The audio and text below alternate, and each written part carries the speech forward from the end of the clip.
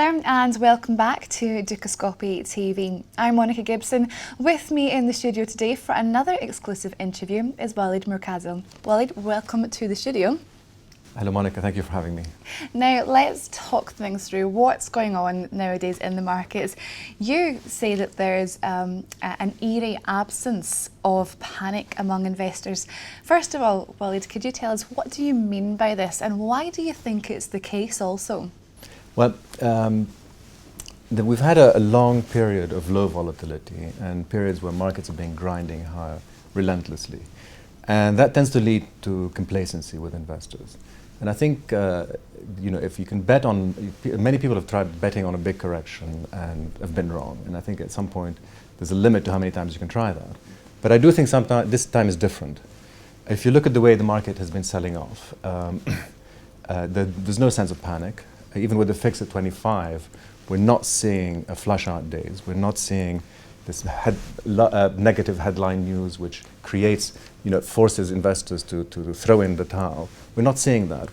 We still don't really know things like why is oil drifting down with no intervention.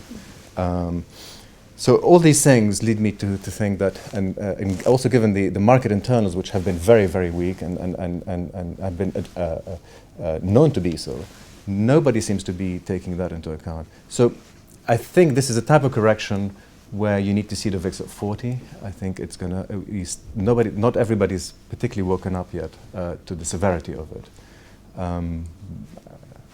That's why.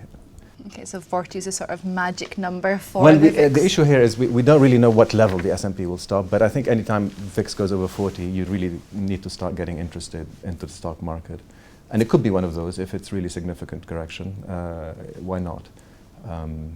We'll see. Indeed. Now, you also say on the positive side, and okay, there is one, but the upcoming third year of the US election sort of a process or cycle, as it were, is the strongest year for the cycle of equities, to your mind. Apart from that almighty slump which we've seen last week, how much higher can the equity cycle really go? Because they have been pushing up throughout the year. Well, historically, October has been a good time for market lows. Of course, you can have some nasty Octobers, and that's fine. But you can register a low. You can register a low by the end of October. It could be the next few days or early November. Now, if we do get to an important low in the next few days or weeks, there is a stage that is set that is quite positive, which is the US election cycle. The third year has been very positive for equities. There's the mid-decennial year, which is any year finishing with 05, has historically been positive.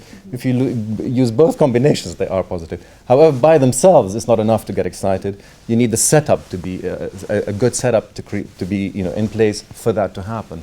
And that's likely to happen if we get a washout low in the next few days or weeks. And I think investors can ride the market. On average, we've seen these cycles take the market up 16%. It's just the question is, where do we start from? Okay, so the starting point is the starting point is mark. still unknown. Indeed. And what about in terms of everything that we have discussed? To tease out some of the points which you mentioned, how have you been really advising or positioning your portfolios in accordance with all of this uncertainty which is going on?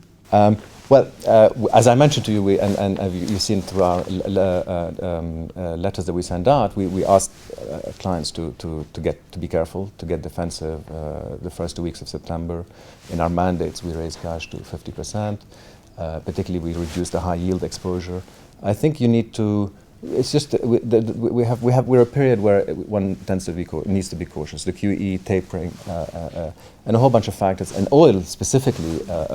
Collapsing without any real news is a worry. So it's time to be cautious.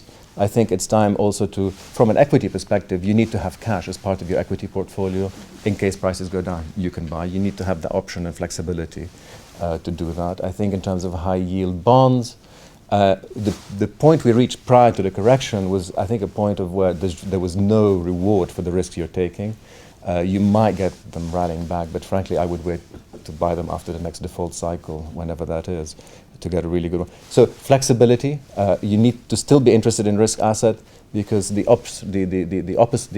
other option is risk-free assets and they yield nothing. And as we know, you can only stay with zero yield for a short period. You can't stay there for a long period, otherwise there is no income and your savings don't grow at all. So investors will have to keep a position in risk assets. Equity is going to be a part of that. But there will be volatility. This is normal. This is how markets work. Indeed, how markets work. Well, thank you so much for coming in and sharing your top tips with us. You know, you have to be cautious, get cash in your portfolio. Absolutely, you know, gold dust for our audience. Thank you so much for coming in and sharing it with us. It's been a pleasure. Thank you, Mike. Thank you. Okay, well that's all from Walid and myself for the moment, but make sure you keep clicking back to Dukascopy TV for many more exclusive interviews and of course the latest press review. Goodbye for now.